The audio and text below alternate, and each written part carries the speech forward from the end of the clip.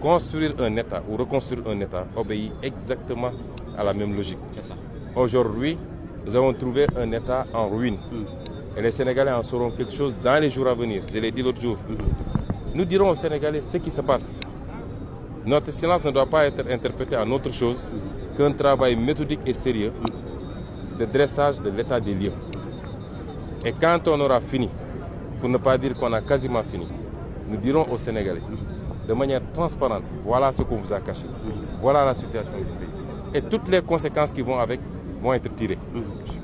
Mais il est important que cet exercice soit fait.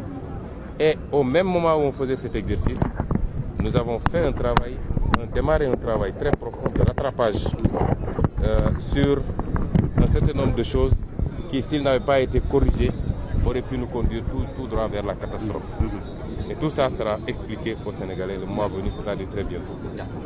Et au même moment, nous avons travaillé à jeter les bases des fondamentaux qui nous permettent, sur le plan de la bonne gouvernance, sur le plan de la réduction du train de vie de l'État, sur le plan des mesures à prendre pour commencer à soulager les Sénégalais par rapport au coût de la vie. Et ce ne sont que des mesures, les premières mesures, comme l'a dit M. le Président de la République.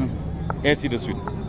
Et sur le plan des projections, l'opérationnalisation du programme, qui fera l'objet d'une présentation globale dans les toutes prochaines semaines aux Sénégalais et à nos partenaires partout dans le monde. Je peux les rassurer qu'aujourd'hui, le Sénégal attise tous les intérêts, toutes les convoitises. Du matin au soir, nous accueillons des investisseurs crédibles, nationaux comme internationaux, des partenaires bilatéraux comme multilatéraux. Nous sommes en train juste de réinitialiser le logiciel qui n'était pas bon, de remettre les fondations pour pouvoir mettre des briques et avoir un bâtiment qui aille le plus loin possible en hauteur, mais qui soit le plus solide possible. Et ça, nous le ferons avec cette jeunesse. Mais en attendant, nous continuons à appeler cette jeunesse à faire bloc autour de ceux à qui ils ont fait confiance, de ne pas prêter attention à la diversion. Je crois que tous ceux qui ont tendance à parler ont déjà prouvé ce qu'ils étaient capables de faire ou ce qu'ils étaient incapables de faire. L'histoire est encore là, très fraîche. Je pense que ce n'est pas la peine de perdre beaucoup de temps à essayer de répondre à ces gens-là. Parce qu'ils veulent simplement détourner cette jeunesse des objectifs que nous nous sommes mutuellement fixés. Nous avons, avec cette jeunesse-là, pendant 10 ans, méthodiquement construit un projet, un programme, et nous sommes fixés un cap. Je veux dire à ces jeunes de rester focus, concentrés sur ce cap, de faire bloc derrière les leaders qu'ils ont mis au pouvoir, qui ne sont pas au pouvoir pour en jouir. Nous ne voulons absolument rien venant du pouvoir. Nous ne nous enrichirons jamais et nous ne tolérerons aucun acte d'enrichissement personnel dans cette gouvernance. Nous sommes là pour servir. Pour servir ce peuple qui le mérite. Nous avons un très grand peuple, respecté par le monde entier.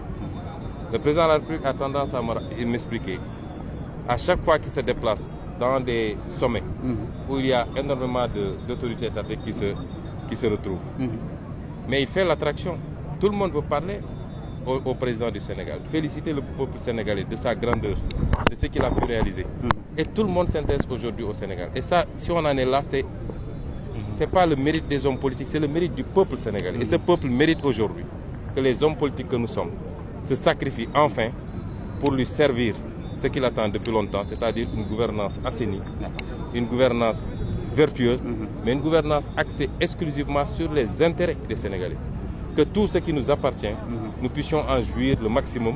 Et une fois qu'on parvient à en jouir, que ça fasse l'objet d'une redistribution équitable qui permette de faire éclore le potentiel et les talents, mais de soulager les populations par la réduction du chômage et par la création de l'emploi.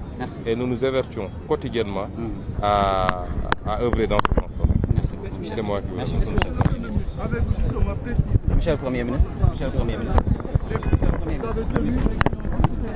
Monsieur le Premier ministre.